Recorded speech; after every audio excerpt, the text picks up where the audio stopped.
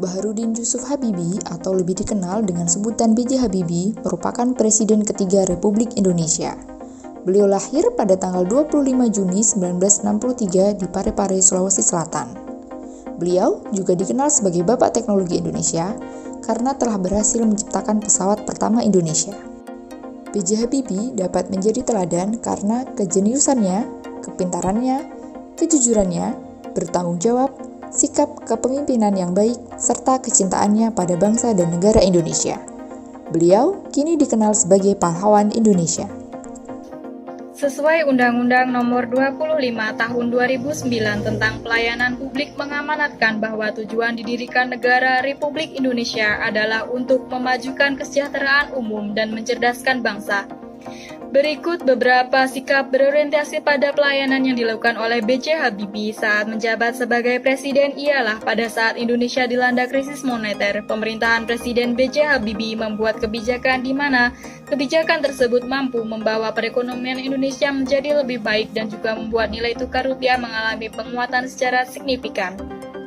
B.J. Habibie menjadi presiden ketiga di Indonesia, menggantikan masa jabatan Presiden Soeharto.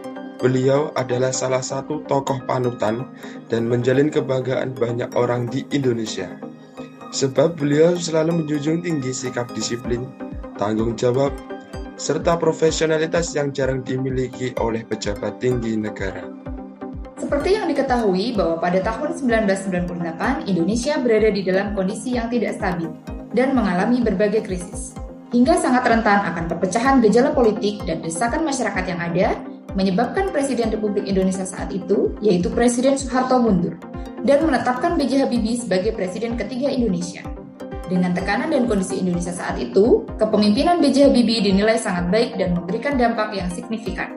Selain dengan pengalaman, pengetahuan, dan kecerdasan intelektual, keberhasilan B.J. Habibie dalam memimpin Indonesia juga didukung oleh kepemimpinannya yang cemerlang. Hal ini menunjukkan bahwa B.J. Habibie merupakan pimpinan yang memiliki nilai kompeten, karena mampu membantu tugas dan tanggung jawabnya sebagai Presiden Indonesia dengan baik. Di tengah gejolak politik dan disintegrasi bangsa pasca Orde Baru, B.J. Habibie berhasil membuat landasan kokoh bagi Indonesia. Salah satunya adalah Undang-Undang Otonomi Daerah, hasil kolaborasi pemerintah pusat dan daerah. Dampaknya, Undang-Undang Otonomi Daerah tersebut mampu meredam gejolak dan disintegrasi yang terjadi sejak Orde Baru, sehingga menimbulkan harmoni di tengah masyarakat yang kita rasakan hingga saat ini.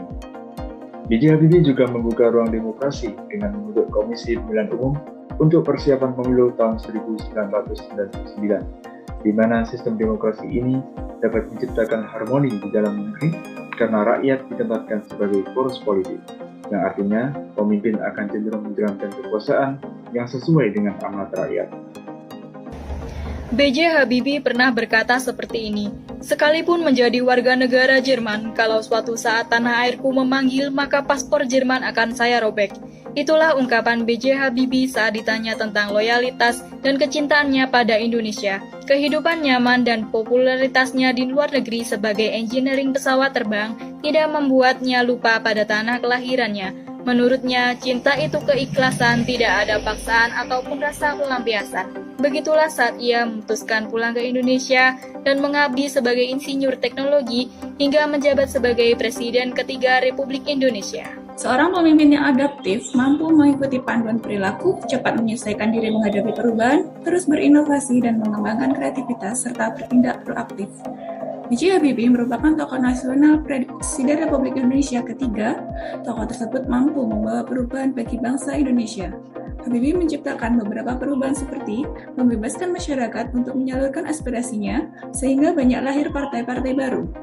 Ia juga menghapus larangan berdirinya Serikat Buruh Independen dan membuat 12 ketepatan MPR. Dari sektor ekonomi, Habibie sukses menekan nilai tukar rupiah terhadap dolar, yang awalnya berkisar 10.000 hingga 15.000, dan di akhir pemerintahnya nilai rupiah meroket hingga 6.500, yang belum terulang lagi hingga tahun 2016. B.J. Habibie bersedia bekerja sama untuk hasil yang lebih baik dalam hal pembangunan Indonesia. Pada tahun 1966 ketika Adam Malik, Menteri Luar Negeri Indonesia saat itu, mengunjungi Jerman, ia meminta Habibie untuk menyumbangkan pemikirannya dalam hal realisasi pembangunan Indonesia. Menyadari bahwa upaya membangun industri pesawat terbang tidak akan mungkin dilakukan olehnya sendiri, Habibie menyiapkan tenaga kerja terampil tinggi, industri pesawat terbang masa depan untuk Indonesia.